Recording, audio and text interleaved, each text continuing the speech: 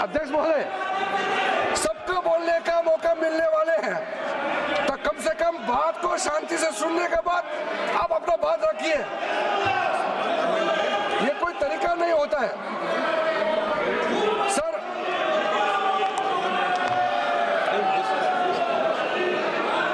अध्यक्ष महोदय, ये जो उन्होंने गुमराह करने का कोशिश किया गया है, ये मैं कुछ केसेस आपको बताना चाहता हूं सर।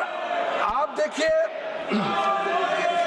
आर्टिकल 25(1) क्या कहता है, संविधान का अनुच्छेद आर्टिकल 25(1) कहता है, subject to public order, morality and health and to the other provisions of this part, all the persons are equally entitled to freedom of conscience and the right freely to profess, practice and propagate religion. Sir, government किसी भी धार्मिक व्यवस्था को, किसी भी religious institution, कोई धार्मिक काम में हस्तक्षेप करने नहीं जा रहा है, ना ही वक्फ बोर्ड किसी धार्मिक स्थल का व्यवस्था में कोई भी तरीके से हाथ डालने का प्रावधान है, बिल्कुल नहीं है सर। आप अगर हम कोई नमाज, सर ये क्या झूठ बोल रहे हैं, ये कॉन्स्टिट्यूशन, हम कॉन्स्टिट्यूशन का प्रावधान पढ़ रहे हैं फिर भी झूठ बोल रहे हैं, ये कॉन्स्टिट्यूशन को नहीं मानते हैं सर। किसी मस्जिद का मैनेजमेंट को हम हस्तक्षेप करने का कोई इसमें प्रावधान नहीं लिया जा रहा है। एक मिनट माननीय सदस्य, आप भारत की संसद में बैठे हो, गरिमा मर्यादा बनाए रखो, बैठे बैठे टिप्पणी मत करो। हाँ, आपको जब मौका मिलेगा आप अपनी बात कहना, बैठे बैठे टिप्पणी नहीं कर सकते, ये संसद की मर्यादा नहीं है, ऐसे नहीं चलेगा सदन। सदन व्यवस्था नियम से चलेगा। किसी भी व्यक्ति को बैठे बैठे कोई भी सदस्य जो बोल रहा हो उसके बीच में टिप्पणी करने का अधिकार नहीं है। माननीय मंत्री जी। अध्यक्ष महोदय जी, ये वक्फ बोर्ड का जो प्रावधान किसी मस्जिद, किसी मंदिर, किसी धार्मिक स्थल का व्यवस्था का कोई लेना देना नहीं है, ये सिंपली एक प्रॉपर्टी का मैनेजमेंट का विषय है। ये कोई मुसलमान अपना ज़कात देता है, फितरा देता है, उसको हम पूछने वाला कौन होते हैं? ये आपका धार्मिक भावना से जुड़े हुए चीज है, उसमें सरकार का कोई लेना देना नहीं है। लेकिन ये वक्फ प्रॉपर्टी का मामला है, लेकिन वक्फ प्रॉपर्टी का मैनेजमेंट करता है, मुतवालिज करता है। ये आपको इतना बेसिक ये फर्क जो है अगर समझ में नहीं आते या जानबूझ करके आप नहीं समझना चाहते हैं तो मेरा पास इसका कोई इलाज नहीं है। अध्यक्ष महोदय जी, ये आपके माध्यम से मैं फिर से कहना चाहता हूं कि ये सर क्या ये ऐसा बहस नहीं होता है जी। आप लोग का तर्क रखने का समय में बोलिए, ये बीच में कमेंट पास करने से सर हमारा पॉइंट का फ्लो भी बिगड़ता है और आवाज भी ठीक नहीं हो, आवाज भी ठीक से नहीं जाएगा। आप क्या चीज को जवाब देंगे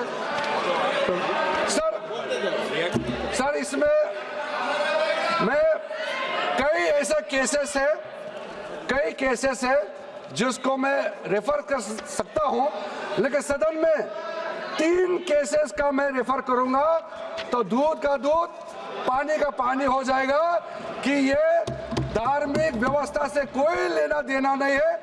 आपको मैं पहला एग्जांपल देना चाहता हूं, सैयद फजल पकुया तंगल वर्सेस यूनियन ऑफ इंडिया। इसमें क्या केरला हाईकोर्ट का फैसला है। केरला हाईकोर्ट ने कहा the Waqf board is a statutory body, pure and simple. It is not a representative body of the Muslim community. ये हाई कोर्ट का ऑर्डर है। उसके बाद इलाहाबाद हाई कोर्ट का ऑर्डर भी सुन लीजिए, Hafiz Mohammad Zafar Ahmad versus UP central Sunni board of Waqf का जजमेंट सुन लीजिए। A mutawalli's right is purely a right of management of the property and is not a proprietary right. The duties of a mutawalli are purely of a secular character. His duties are not of a religious character. इतना clear cut ruling है। तीसरा, तिलकायत श्री गोविंद लाल जी महाराज versus state of Rajasthan. इसमें high court ने क्या कहा, supreme court ने क्या कहा, right to manage the properties of the temple. अब देखिए मंदिर का भी इसमें एग्जाम्पल लिया गया है। Right to manage the properties of the temple is purely a secular matter and cannot be regarded as a religious practice. Properties of temple, temple नहीं, temple का जो property है, उसी प्रकार से आप बार बार कहना कि मुसलमानों का अधिकार में गैर मुसलमान कैसे आ रहा है, ये तर्क ही नहीं बनता है। आप ये आज से ये बात बोलने के लिए बंद कीजिए। सर 2013 में जो काम किए गए हैं उसमें मैं एक चीज जिक्र करना चाहता हूं। इलेक्शन आने वाला था, बहुत ही कम दिन बच गए थे, इलेक्शन कोड ऑफ कंडक्ट लगने ही वाला था। हम सबको मालूम है अप्रैल और मई में चुनाव हुआ था। 5 मार्च 2014 को उस समय के यूपीए सरकार ने 123 प्राइम प्रॉपर्टीज को जो housing and urban development ministry के तहत आता है उसको आपने दिल्ली वक्फ बोर्ड को ट्रांसफर कर दिया। क्या जरूरत था? कुछ दिन बाकी था चुनाव होने के लिए, आप इंतजार तो करते। आपने सोचा ये करके वोट मिलेंगे, लेकिन आप तो चुनाव तो हार गए, तो फायदा क्या हुआ? ऐसा काम करने से वोट नहीं मिलता है। इसलिए लोग इंटेलिजेंट है, हमारे देश के लोग समझदार है, इसलिए वोट बैंक का राजनीति के बिना हम अच्छे सोच के साथ में आज इस सदन में फिर से आए हैं। कुछ एनोमलीज है इस बिल में, तो इसको बदलना जरूरी था। मैंने एक पहले भी इसका जिक्र किया था कि आपने कहा कोई भी हिंदुस्तानी, कोई भी भारतीय वक्फ क्रिएट कर सकता है। वो 95 में ऐसा नहीं था, आपने 13 में बदलाव किया, उसको हमने फिर से 1995 का प्रावधान को फिर से रिवाइव करते हुए ये हमने जोड़ा है कि वक्फ वही क्रिएट कर सकता है जो मिनिमम 5 साल इस्लाम को प्रैक्टिस करता है। बहुत साफ साफ शब्दों में प्रावधान रखा है।